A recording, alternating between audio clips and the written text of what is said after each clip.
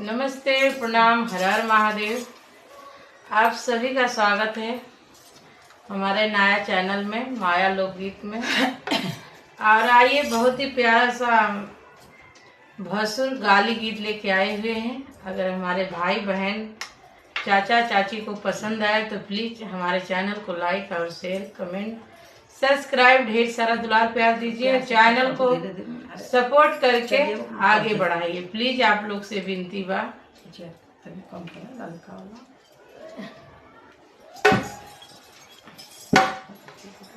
आए हो दादा कैसन भसुरा